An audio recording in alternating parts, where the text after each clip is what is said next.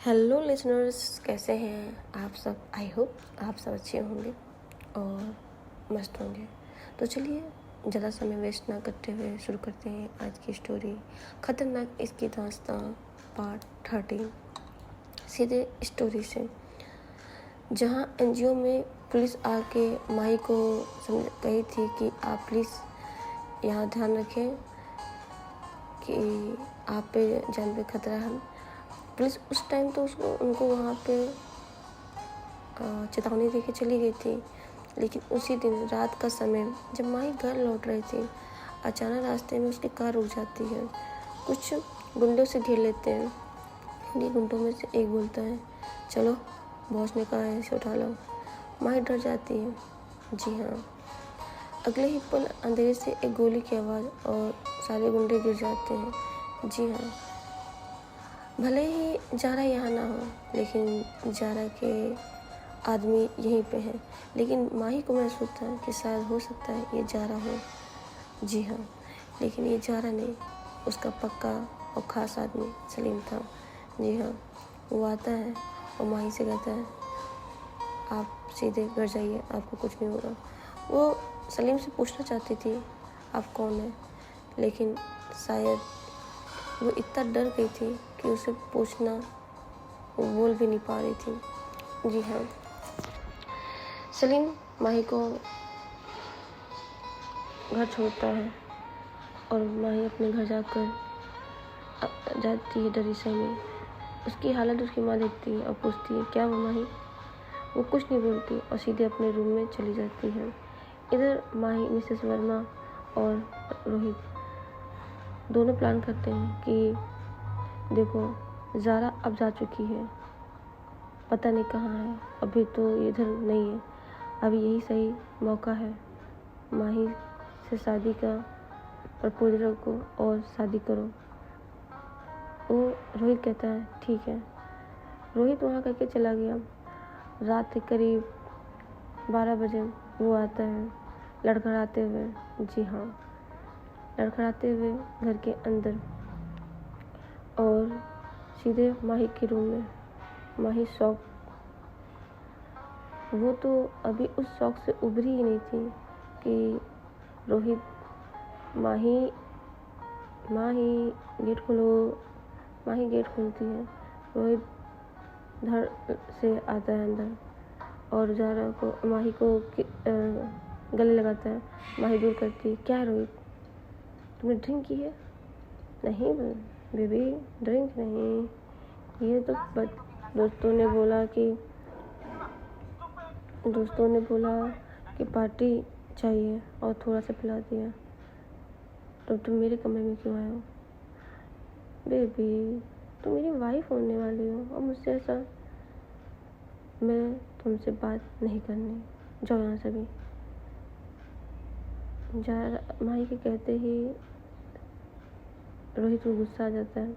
वो माही का हाथ कस के पकड़ता है और ट्विस्ट करता है। माही कहती, मुझे दर्द हो रहा है, छोड़ो मेरे। रोहित, तूने अपने को क्या समझ रखा है कि मैं तेरे से प्यार करता हूँ जो तेरे नखरे सहूँगा।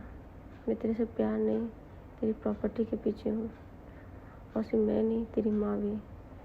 ओ भाई साहब, ऐसा कहते ही वो किसी तरह अपना हाथ छुड़ा कर सामने, क्या कह रहे।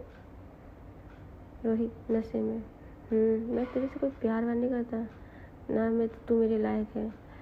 बस ये कि तेरे नाम सारी प्रॉपर्टी है और शादी करते ही वो सारी प्रॉपर्टी मेरे नाम हो जाएगी। और मिसेस वर्मा चाहती हैं कि वो प्रॉपर्टी मैं उनके नाम कर दूँ, लेकिन वो नहीं जानती हैं कि ये जो खेल खेले में उनका भी मास्टर हूँ। एक बार तेरे से शादी हो जाए और फिर देख मैं कैसे तेरी ज़िंदगी बर्बाद करता हूँ। अभी तो सिर्फ सगाई हुई है। ये सुनते ही माही का दिल टूटता है और वो रोने लगती है। वो किसी तरह वहाँ उस कमरे को सलीम को छोड़ के बेड पर गिरा के भाग आती बाहर दूसरे। वो अपनी माँ के सामने जाना चाहती थी, लेकिन शायद उसकी माँ किसी से फ़ोन पे बात कर रही थी और कह रही थी, शादी की तैयारी करो जल्द से जल्द, अभी उससे बचाने कोई नहीं है और जारा भी नहीं है। माही जब ज़ारा का नाम सुनती है तो उसे वो पल याद आता है, सगाई वाला, कि कैसे मैंने ज़ारा की यहाँ से भगाया था। वो मेरी जान बचाना चाह रही थी। वो कह रही थी कि ये सही नहीं हो रहा है, लेकिन मैंने उसकी बात नहीं सुनी। वो बेचारी एकदम सहम जाती है। अब माही को याद आता है कि ज़ारा ने उसे क्यों कहा था, ये सारी सगाई तुम्हारे लिए है, क्या नुकसान है। जी हाँ, माही इतने सदमे में है कि उसे अब उस घर में घुटन हो रही थी। उसे लग रहा था अगर अब मैं यहाँ रही तो शायद मैं बच ना पाऊँ। जी हाँ, वो वहाँ से भागना चाहती थी, लेकिन कैसे भागती। इधर वो वहाँ से निकल के सीधे एनजीओ जाती है और एनजीओ जाती वहाँ के बच्चों के साथ रहती है। रुकी थी, सब वहाँ बड़े थे। वो पूछ रहे, क्या हुआ माई बेटा, आप इतनी परेशान क्यों लग रहे हो। तभी माई कहती, कुछ नहीं अंकल जी, बस थोड़ी सी तबीयत ठीक नहीं है। तभी वहाँ किसी फ़ोन लेकर निधि को कॉल करते हैं। निधि को माई कहती है, निधि जल्दी तू यहाँ। निधि कहती, क्या हुआ, इतनी रात को फ़ोन किया, तो जल्दी यहाँ पहले। वो आती है, कहती ठीक ठीक रख, मैं आ रही हूँ। निधि एनजीओ पहुँचती है। माई उसे गले लगा के रोने लगती है। निधि कहती, क्या हुआ। माही कहती है, यार मैंने सब खराब कर दिया।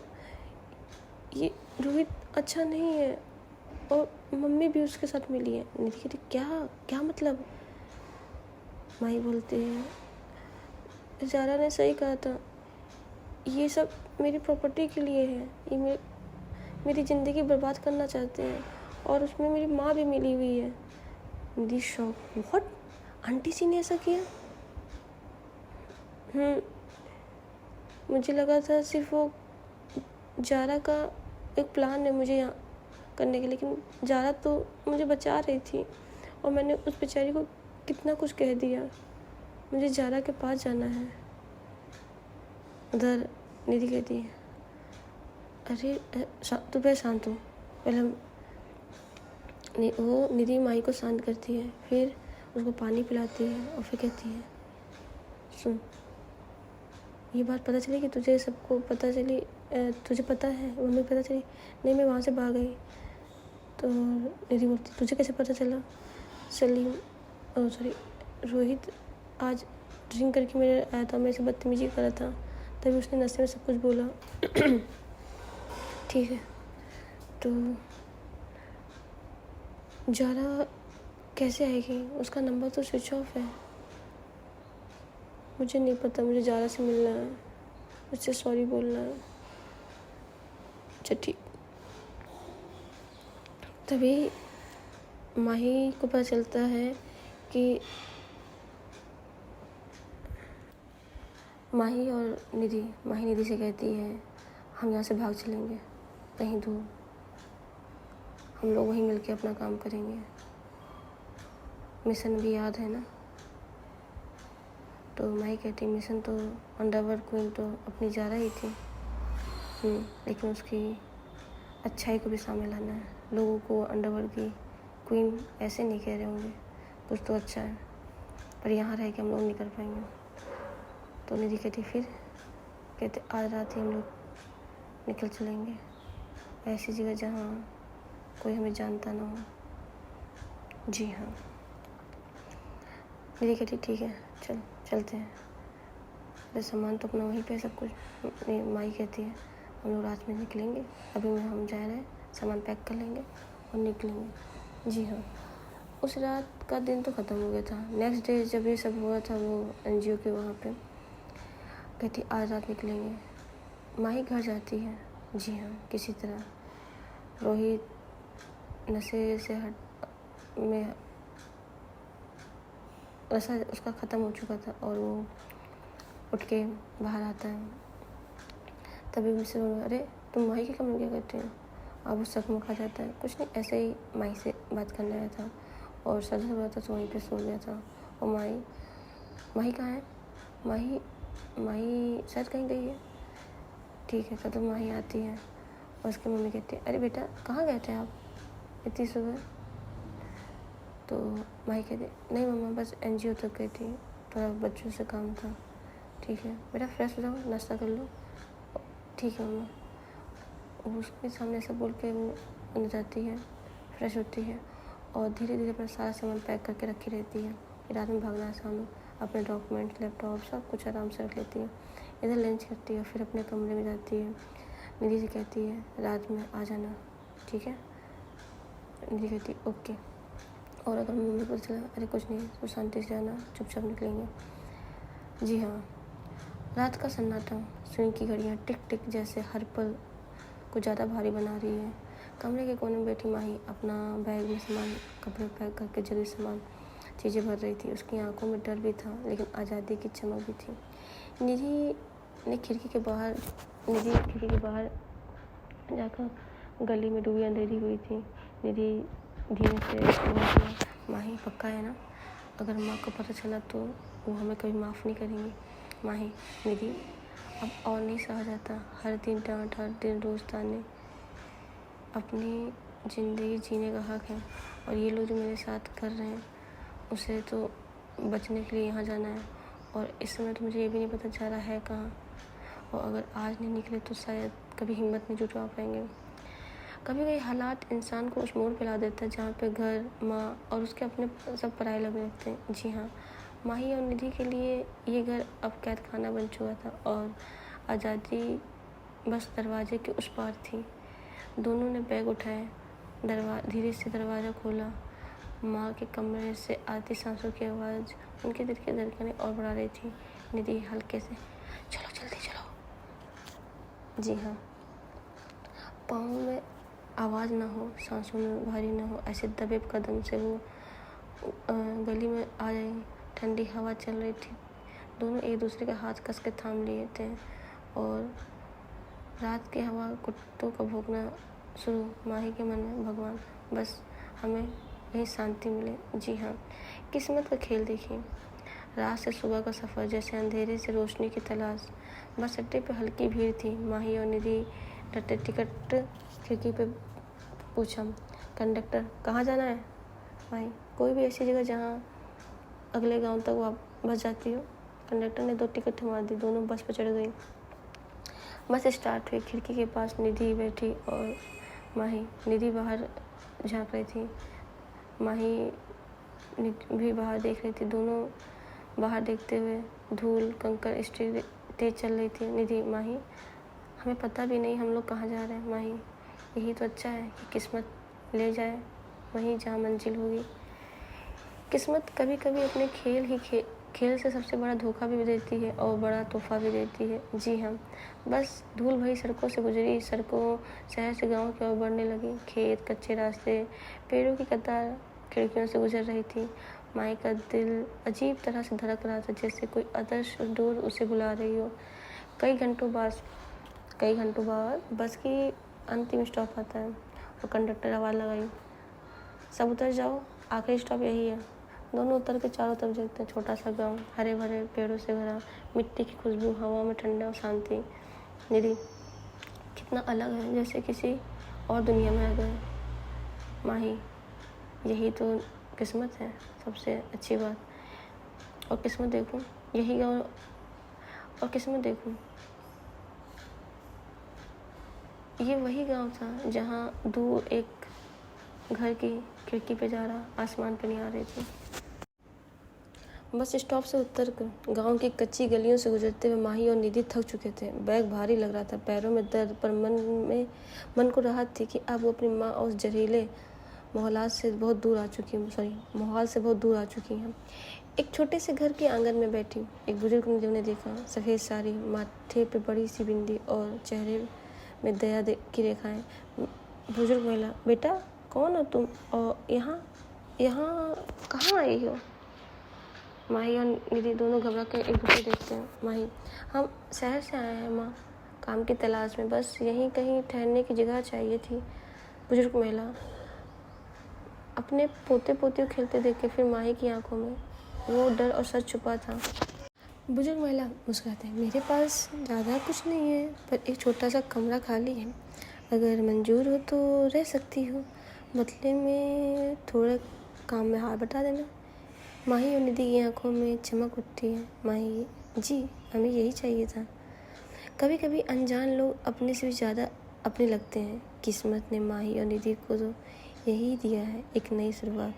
दोनों उसी घर में ठहर जाते। मिट्टी की खुशबू, लकड़ी की चौखट, दीवारों पर पुरानी तस्वीरें, सब कुछ नया सा और सुकून भरा था।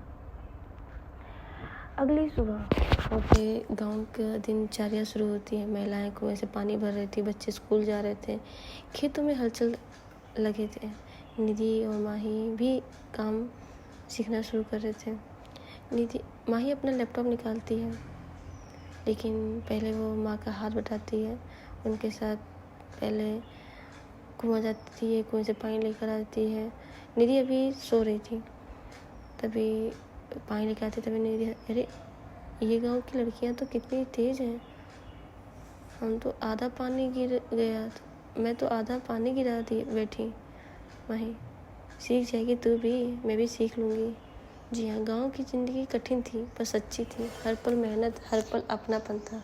जी, पर माही का दिल बेचैन था। शाम को सूरज ढल रहा था। माही अकेले खेत के मोड़ पर बैठी। हवा चल रही थी, सरसों के फूल झेल रहे थे। अचानक उसे महसूस जैसे कोई बहुत करीब है। माही की मन ही मन अजीब है। दिल कह रहा है जैसे यहीं जा रहा, यहीं कहीं है। ये जिसके पास आई, कहाँ खो गई माही? माही, कुछ नहीं, बस यूं ही दिल थोड़ा भारी था। कभी कभी आत्मा की संकेत देती है, और माही की आत्मा चीख चीख के कह रही थी कि वो जिसकी तलाश कर रही है वो यहीं इसी गांव में है। और सचमुच गांव के दूसरे छोर पे एक छोटे से घर की खिड़की पे जा रहा बाहर देख रही थी। वही आसमान, वही शाम। उसे क्या पता था। गांव के अगले दिन गांव में जैसे मेला का माहौल था। बच्चे खेल रहे थे, औरतें बातें कर रही थी। माही और निधि भी उस भीड़ से निकल के घर की ओर लौट रही थी। दूसरी तरफ ज़्यादा अपने कमरे के खिड़की से बाहर झांक रही थी। अचानक उसकी नज़र भीड़ में एक लड़की पे अटक जाती है। ज़ारा, ये तो माही है। उसका दिल जोर से धड़कने लगता है। बिना सोचे समझे बाहर भागी। सड़कों की धूल उड़ रही थी लोगों की भीड़ में, पर उसकी नज़र सिर्फ एक माही पर थी। ज़ारा, माही रुको, माही रुको। ज़ारा, माही ने जैसे किसी ने उसका नाम लिया। ज़रा हल्का सा मुड़कर देखती है। चेहरा कुछ पल के लिए साफ हुआ, पर भीड़ के शोर में धूल की चादर से ढका। माही और निधि जल्दी से आगे बढ़ गए। ज़रा उसके पीछे भागी, लेकिन अचानक थप एक आदमी से उसे जोर से टक्कर लग जाती है। ज़रा आह, वो ज़मीन पर गिर जाती है। वो आदमी पहले तो उसे उठाने के लिए झुका, और जैसे उसने देखा ज़रा का चेहरा, उसकी आंखें फैल जाती हैं, बड़ी हो जाती हैं। आदमी, ये तो वही ज़रा का, और उसके चेहरे पर साफ डर दिख रहा था। वो एक पल भी नहीं रुका और उल्टी दिशा में भाग गया। ज़ारा का दर्द से उठने की कोशिश कर रही थी। उसका दिल अजीब माही, माही। उसी वक्त भीड़ को चीखते हुए बुजुर्ग औरत आई, जिसके घर पे ज़ारा रुकी हुई थी। अम्मा, अरे बिटिया, अरे रवि बिटिया, क्या हुआ, कौन था? जी हाँ, ज़ारा को वो अम्मा लवी के नाम से कहती थी। ज़ारा ने अपने हाथों पर खून से हल्के निशान देखे। उसकी आंखों में आंसू गिर रहे थे, पर घुटने का नहीं, दिल का दर्द कोई झलक था। ज़ारा, अम्मा, मैंने उसे देखा, माही वही थी, पर उसे पकड़ नहीं पाई। अम्मा उसे संभाला, उसके आंसू पोंछते हुए पास के चाय पर उठाया। बिटिया, अगर किस्मत ने चाहा तो तुमसे दूर नहीं जाएगी, पर पहले खुद को संभालो। अपनी हालत तो देखो क्या कर रखी है। ज़ारा आसमान की तरफ देखा, उसकी आंखों में गुस्सा दर्द दोनों था। ज़ारा, नहीं अम्मा, कोई कितना भी छुपा ले, माही मेरी है और मैं उसे वापस ले आऊँगी। किस्मत की डोर कभी कभी इतनी उलझा देती है कि दो धड़कनों के बीच भी फासले बने जाते हैं। आज ज़ारा और माही एक दूसरे को देखा पर छू न सके। पर पर यह तो सिर्फ शुरुआत थी। तूफान तो अभी आना बाकी है। जी हाँ, कभी कभी ज़िंदगी उस जगह खींच लेती है जहाँ हमें जीना नहीं आता, मगर शायद किस्मत को यही मंजूर होता है। ज़रा अब थोड़ी ठीक हो चुकी थी। जी हाँ, पैर उसका पैर ठीक हो चुका था, मगर दिल अभी भी घायल था। बुजुर्ग और अम्मा ने साफ मना किया। अम्मा, अरे बिटिया, तू अभी कमज़ोर है, खेत का काम तेरे बस में नहीं, आराम कर। लेकिन ज़ारा मुस्कुराते थे। अम्मा, आप जितना काम करती हैं मैं भी कर सकती हूँ। अगर आपने मेरा साथ दे रही हो तो मैं जिम्मेदारी मेरी है। अम्मा मजबूरी से मान गई और दोनों खेत की तरफ निकल चुके। उसी खेत के पास माही अपनी नई जिंदगी के लिए काम सीखने गई। उसके साथ निधि भी थी। गांव के खेत के पास माही अपनी नई जिंदगी के लिए काम सीखने आई थी। उसने साथ निधि भी थी। गांव की औरतों से वो सीख रही थी कि खेती बाड़ी कैसे करते हैं। माही, अजीब है ना निधि, ये मिट्टी हमें अपनापन देती है, पता नहीं क्यों। मुझे लगता है जैसे कोई मुझे यहाँ खींच रहा है। निधि मुस्कुराई। हो सकता है ये तेरी मंजिल हो। खेत की हवा दोनों की किस्मत से टकराई। दूर काम करते माही की नज़र ज़ारा पड़ी। माही चौंक ज़ारा? वो कुछ पल के लिए जड़ सम सी गई। उसकी सांसें रुक सी गई, दिल तेज धड़कने लगा। माही झटके से खड़ी हुई और उसकी तरफ भागी। लेकिन तभी किसी काम के लिए गांव की औरतों ने आवाज़ दी। और माही बिटिया, ज़रा इधर आओ। ज़रा माही की मजबूरी से पीछे मुड़ना पड़ा और उसने बस एक आखिरी बार पलट के देखा और वहाँ से चली आई। निधि वहीं खड़ी थी। उसने साफ देखा कि वो लड़की ज़ारा ही थी। निधि हक्का बक्का हुई और ये सच में ज़ारा थी। मगर ये कैसे है? सब तो कह रहे थे कि वो बाहर चली गई है। वो हिम्मत करके ज़ारा के पास, ज़ारा, निधि, ज़ारा, मैं निधि हूँ, माही की दोस्त। सुनो, मुझे तुमसे। ज़रा उस पर अजीब हरकत में थी। उसकी आंखें यहाँ वहाँ कुछ काम ही करने। उसका दिल बार बार कहता, माही माही। वो पूरी तरह टूट रही। उसकी सांसें तेज हो रही थी क्योंकि जब निधि ने बोला कि मैं माही की दोस्त हूँ, वह अचानक, माही कहाँ हो तुम? उसके कदम लड़खड़ा के वहीं बेहोश हो जाती है।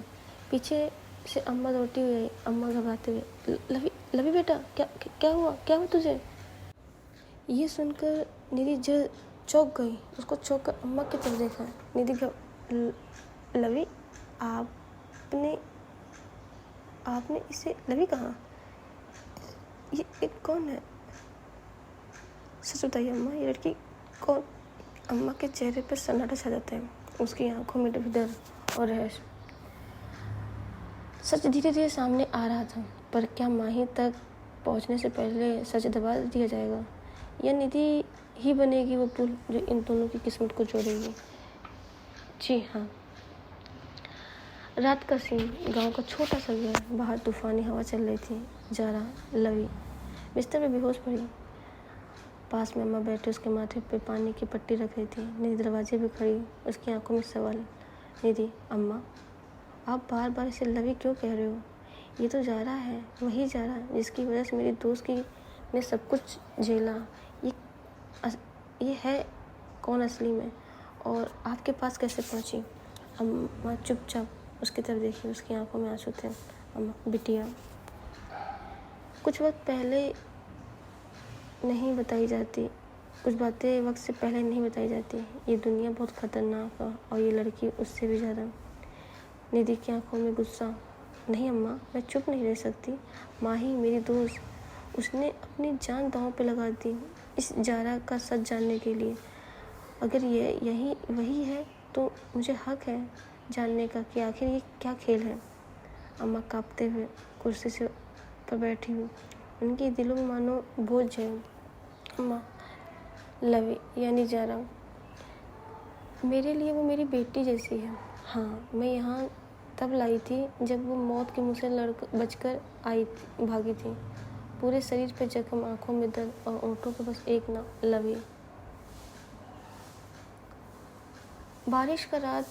ज़ारा खून से लथपथ सड़क पर गिरी थी। अम्मा उसे देखी और अपने घर खींच लाई। अम्मा की आवाज़, उस रात मैंने उस खेत के रास्ते पे बेहोश पाया। किसी ने उसे मारने की कोशिश की थी, पर मैं पानी छिड़का तो वो जागी। बस एक ही नाम बार बार, माही माही। निधि ये सुनकर स्तब्ध हो रहती है। उसके पैरों तले मानो जमीन खिसक गई हो। निधि, मतलब ये अब भी माही से प्यार करती है? इतना सब होने के बाद भी? अम्मा अपने आंसू को पोंछते हुए निधि का हाथ पकड़ लेती है। अम्मा, बिटिया, प्यार का घाव वक्त से भी गहरा होता है। ये लवी या जारा जो भी है, उसके सीने में सिर्फ माही का नाम धड़कता है। पर सच इतना आसान नहीं। इसके पीछे दुनिया है जो न जाने तुम्हें ना माही को क्या। दीदी की आंखों में आंसू। वो जारा की तरफ देखती है। बेहोश पड़ी, नींद में बड़बड़ा रही थी जारा। माही, मुझे मत छोड़ना मुझे। निधि के होंठ कांपते हो।